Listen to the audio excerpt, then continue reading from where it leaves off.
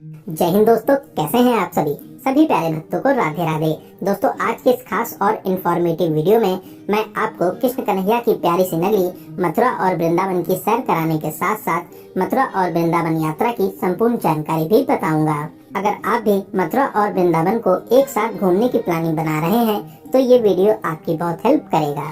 इस वीडियो में बात करेंगे आप यहाँ तक कैसे पहुँचेंगे, यहाँ पर होटल या धर्मशाला कहाँ पर लेना चाहिए, यहाँ पर दर्शन करने का सही तरीका क्या रहता है, दर्शन करने के लिए कौन कौन से प्रमुख मंदिर हैं, यहाँ पर खाने पीने की कैसी व्यवस्था है और वीडियो के लास्ट में बात करेंगे संपूर्ण बजट की। तो यात्रा से related A to Z complete information के लिए वीडियो को बिना स्किप किए एक बार पूरा जरूर देखें। तो चलिए आज मेरे साथ घूमिए कृष्ण कन्हैया की प्यारी सी नगरी मथुरा और वृंदावन में। कमेंट बॉक्स में राधे राधे जरूर लिखें। तो चलिए फिर एकदम शुरू से शुरू करते हैं और जानते हैं कि आप यहाँ तक कैसे पहुँचेंगे। यहाँ तक आने का सबसे सस्ता और अच्छा तरीका है ट्रेन का। आपको हर प्रमुख स्टेशन से मथुरा तक डायरेक्ट ट्रेन मिल जाती हैं। वहीं अगर आप बाई रोड आना चाहते हैं तो आसपास के राज्यों और शहरों से यहाँ तक के लिए बस फैसिलिटीज भी आपको मिल जाएंगी, या आप अपनी खुद की कार से भी यहाँ तक आ सकते हैं। मथुरा और वृंदावन दोनों ही प्लेसेस पर आपको कार पार्किंग फैसिलिटीज मिल जाएंगी। बात करें फ्लाइट की, यहाँ का नियरेस्ट एयरपोर्ट आगरा में है, जो यहाँ से लगभग 50 किलोमीटर की दूरी पर स्थित है। आगरा तक आने के बाद में आप बस, ट्रेन या टैक्सी के माध्यम से मथुरा या वृंदावन तक आ जाएंगे। तो चलिए यात्रा की शुरुआत करते हैं और जानते हैं कि आपको मथुरा या वृंदावन में पहले कहाँ जाना चाहिए। दोस्तों, सबसे पहले हम लोग चलेंगे वृंदावन में दर्शन करने के बाद में फिर हम लोग मथुरा को कवर करेंगे। मथुरा रेलवे स्टेशन के बाहर से ही आपको ऑटो और ई रिक्शा मिल जाएंगे। ऑटो और ई रिक्शा वाले आपसे इस 9 किलोमीटर दूरी के लिए 20 से 30 रुपए का चार्ज करते हैं।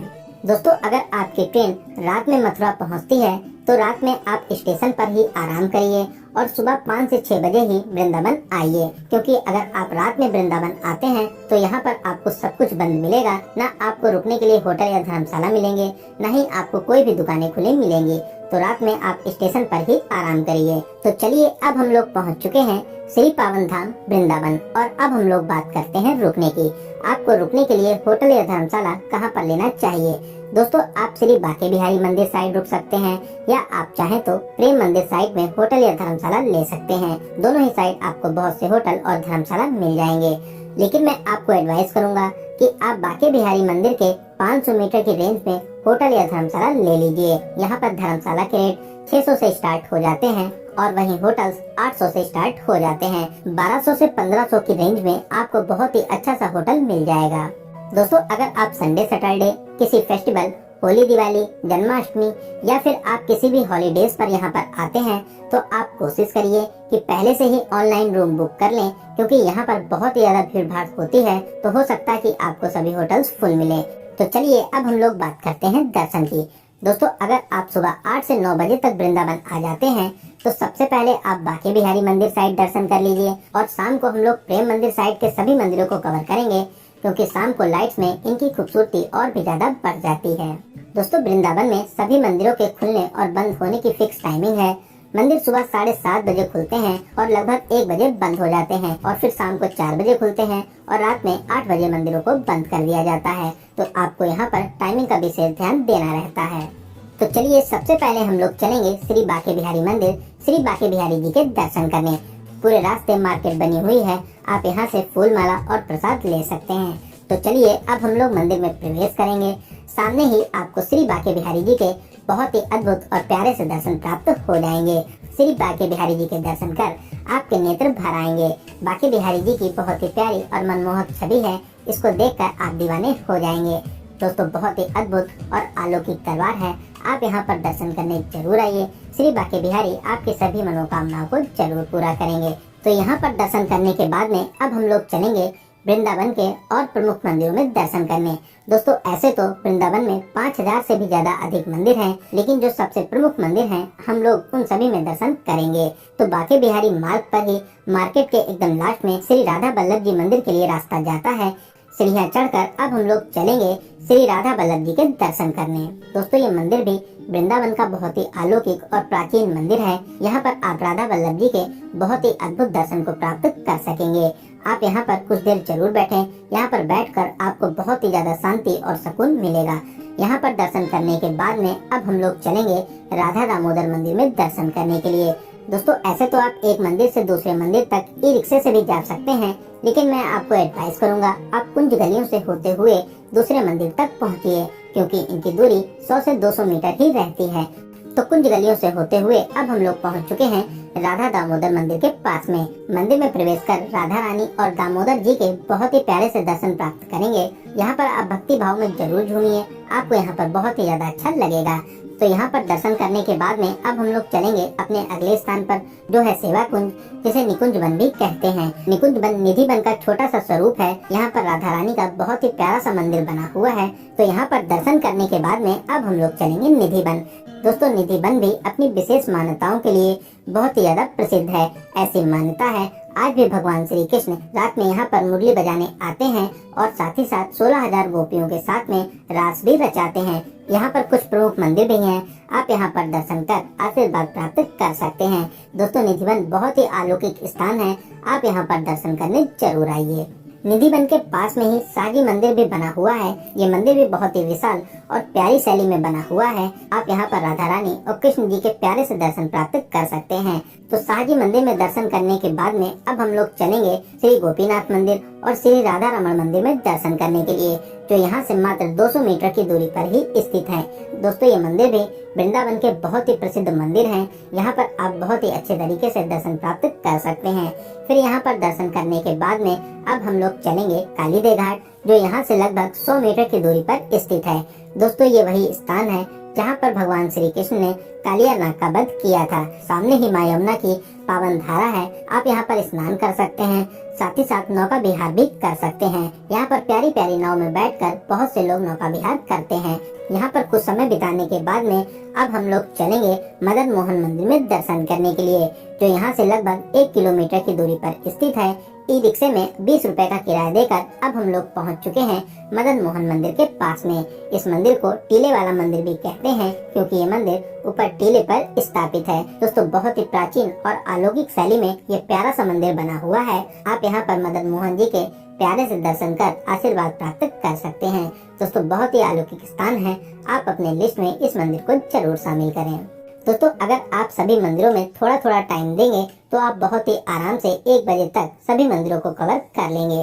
तो यहाँ पर दर्शन करने के बाद में अब हम लोग फिर से आ जाएंगे बांके बिहारी मार्ग पर। यहाँ पर खाने पीने के लिए बहुत ही फेमस दुकानें हैं। आप यहाँ पर वृंदावन की बहुत ही फेमस मुकेश की लस्सी को ट्राई कर सकते हैं। साथ ही साथ आप देसी घी में बनी टिक्की का भी मजा ले सकते हैं। आप अगर चाहें तो यहाँ पर खाना पीना भी कर सकते हैं। वृंदावन में खाने पीने की कोई भी कमी नहीं मिलेगी। तो यहाँ पर कुछ खाने पीने के बाद में अब हम लोग अपने होटल में आकर आराम करेंगे और 3:30 बजे से 4 बजे के बीच में हम लोग चलेंगे प्रेम मंदिर साइड के सभी मंदिरों में दर्शन करने के लिए। बांके बिहारी चौराहे से आपको ऑटो मिल जाएंगे।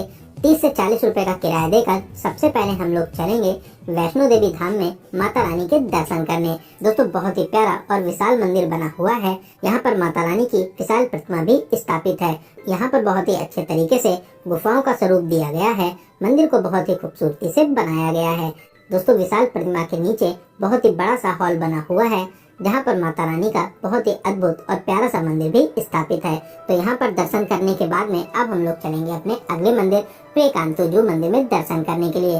दोस्तों ये भी बहुत ही प्यारा सा मंदिर बना हुआ है, आप यहाँ पर भी दर्शन कर सकते हैं। यहाँ पर दर्शन करने के बाद में अब हम लोग चलेंगे वृंदावन के बहुत ही प्रसिद्ध मंदिर प्रेम मंदिर में दर्शन करने। दोस्तों प्रेम मंदिर बहुत ही खूबसूरत और अलौकिक मंदिर बना हुआ है। वृंदावन आने वाले सभी लोग यहाँ पर दर्शन करने जरूर आते हैं। लाइट्स में इसकी खूबसूरती में 4 चांद लग जाते हैं।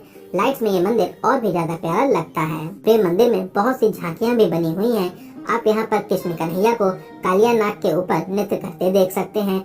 यहाँ पर शाम को फाउंटेन शो भी होता है, जिसको देखने के लिए बड़ी संख्या में लोग आते हैं। इसके अलावा कान्हा जी एक उंगली पर गोवर्धन पर्वत को उठाए हैं। इसका दृश्य देखकर आप मनमोहित हो जाएंगे। दोस्तों बहुत ही प्यारा मंदिर है। शाम को आप यहाँ पर दर्शन करने जरूर आए। शाम को यहाँ पर दर्शन कर आपको बहुत ही ज्यादा अच्छा लगेगा। प्रेम मंदिर में घूमने और दर्शन करने के बाद में अब हम लोग चलेंगे इस्कॉन टेम्पल, जो यहाँ से कुछ ही दूरी पर स्थित है। ये मंदिर भी बहुत ही भव्य शैली में बना हुआ है। आप यहाँ पर कृष्ण भगवान और राधा रानी जी के बहुत ही प्यारे से स्वरूप के दर्शन प्राप्त कर पाएंगे। साथ ही साथ आप यहाँ पर हरे कृष्णा हरे रामा की धुन पर जरूर झूमें, आपको बहुत ही ज्यादा अच्छा लगेगा। आप यहाँ पर कुछ देर जरूर बैठें, आपको यहाँ पर बहुत ही ज्यादा शांति मिलेगी। तो इन सभी प्रमुख मंदिरों में दर्शन करने के बाद में हम लोग रात में अपने रूम पर आकर आराम करेंगे। अगर इनमें से आपके कोई भी मंदिर छूट जाते हैं, अगली सुबह आप इनमें दर्शन भी कर सकते हैं। लगभग 9 से 10 बजे अब हम लोग चलेंगे मथुरा और मथुरा के सभी स्थानों को बहुत ही अच्छे तरीके से कवर करेंगे। दोस्तों, सबसे अच्छा रहता है आप वृंदावन से ऑटो बुक कर लीजिए। ऑटो वाले आपको मथुरा के सभी स्थानों पर दर्शन कराने के बाद में आप जहां भी कहेंगे वहां पर आपको ड्रॉप कर देते हैं।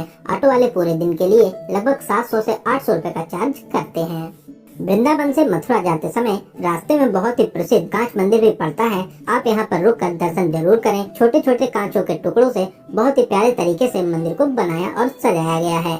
आप यहाँ पर भगवान श्री कृष्ण के बहुत ही अद्भुत रूप के दर्शन प्राप्त कर सकते हैं। साथ ही साथ यहाँ से कुछ ही दूरी पर पागल बाबा मंदिर भी बना हुआ है। ये मंदिर भी बहुत ही भव्य और दिव्य शैली में बना हुआ है, जिसके नज़ारे देखते ही बनते हैं। साथ ही साथ इस प्रांगण में भोले बाबा और माता रानी जी के भी मंदिर हैं। आप यहाँ पर भी दर्शन प्राप्त कर सकते हैं। यहाँ पर आपको दर्शन कर बहुत ही ज्यादा अच्छा लगेगा। फिर यहाँ से मथुरा रोड पर ही 2 से 3 किलोमीटर दूरी पर बिरला मंदिर भी स्थापित है। बहुत ही भव्य शैली में प्यारा सा मंदिर बना हुआ है। साथ ही साथ आसपास के नज़ारे आपका दिल जीत लेंगे। मंदिर में प्रवेश कर आप भगवान जी के दर्शन करिए। साथ ही साथ आप यहाँ पर कुछ देर जरूर बैठें, आपको यहाँ पर बहुत ही ज्यादा शांति मिलेगी। तो यहाँ पर कुछ समय बिताने और दर्शन करने के बाद में अब हम लोग आ जाएंगे मथुरा सिटी में और अब हम लोग चलेंगे मथुरा के बहुत ही प्रसिद्ध मंदिर श्री द्वारिकाधीश मंदिर में दर्शन करने। दोस्तों, ये मंदिर बहुत ही भव्य दिव्य और अलौकिक स्थान है।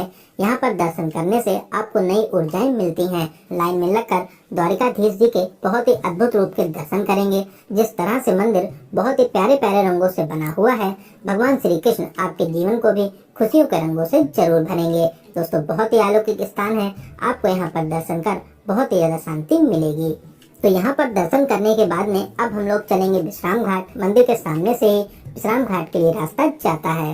दोस्तों, ऐसी मान्यता है कंस का वध करने के बाद में भगवान श्री कृष्ण यहीं पर विश्राम करने आए थे, तभी यमुना नदी के किनारे बने इस घाट का नाम विश्राम घाट है। दोस्तों, ये बहुत ही प्राचीन और विशेष मान्यताओं वाला घाट है। यहाँ पर बहुत से मंदिर भी बने हुए हैं।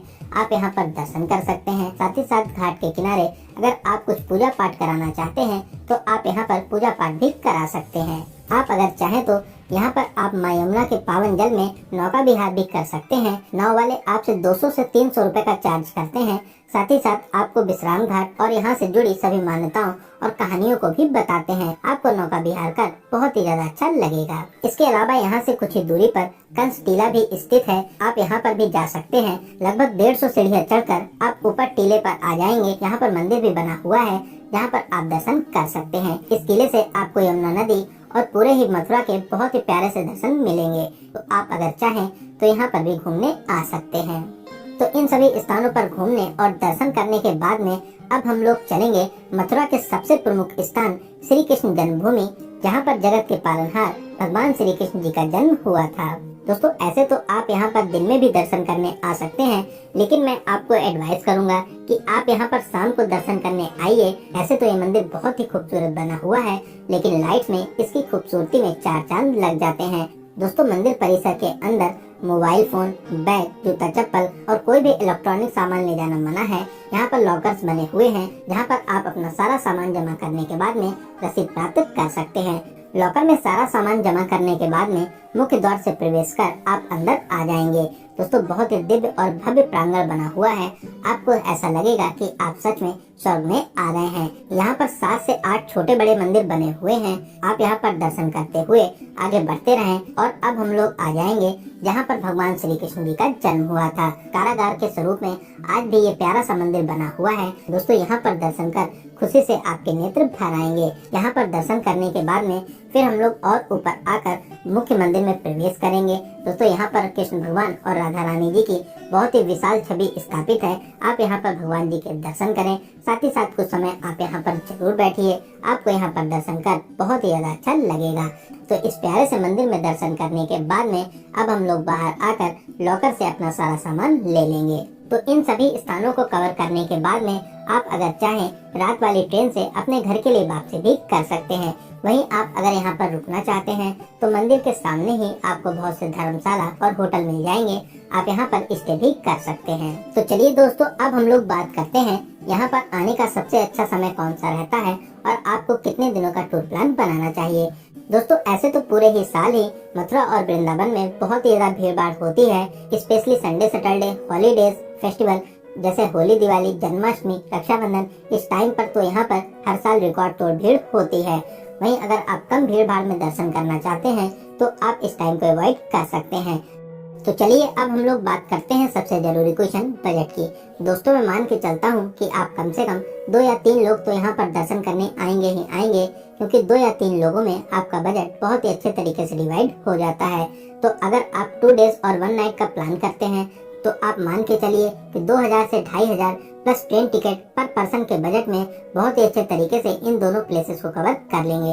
वहीं दोस्तों, अगर आपके पास में बजट की कोई भी प्रॉब्लम नहीं है तो आप यहाँ पर बहुत ही VIP होटल ले सकते हैं। साथ ही साथ आप टैक्सी के माध्यम से पूरे ही यात्रा को कवर कर सकते हैं। तो दोस्तों, यहाँ पर मैंने आपको मथुरा और वृंदावन की हर एक छोटी बड़ी जानकारी को बहुत ही अच्छे और सही तरीके से बताने की पूरी कोशिश की है। अगर आपके फिर भी कोई क्वेश्चन रह जाते हैं तो आप हमें कमेंट के माध्यम से पूछ सकते हैं। बहुत ही जल्दी आपके कमेंट का रिप्लाई दिया जाएगा। दोस्तों, आप इस वीडियो को कहां से देख रहे हैं और आपको ये वीडियो कैसा लगा कमेंट बॉक्स में जरूर बताइएगा। अगर आपको ये वीडियो अच्छा लगा हो तो अपने एक लाइक से हमें मोटिवेट जरूर करें। साथ ही साथ अपने सभी फ्रेंड्स और रिलेटिव में जरूर से जरूर शेयर करें। और दोस्तों, अगर अभी तक आप अपने चैनल यात्रा मित्र से नहीं जुड़े हैं तो प्लीज चैनल को सब्सक्राइब कर हमसे जुड़ जाइए। साथ ही साथ बेल आइकन प्रेस करने के बाद में ऑल नोटिफिकेशन को जरूर क्लिक करें, जिससे भविष्य में आने वाले वीडियो आपको आसानी से मिल सके। तो चलिए दोस्तों, अब मिलते हैं किसी ऐसे ही इंफॉर्मेटिव वीडियो में। तब तक आप अपना और अपने परिवार का बहुत ज्यादा ख्याल रखें। आपकी यात्रा सफल, सुगम और मंगलमय हो। जय हिंद, जय भारत।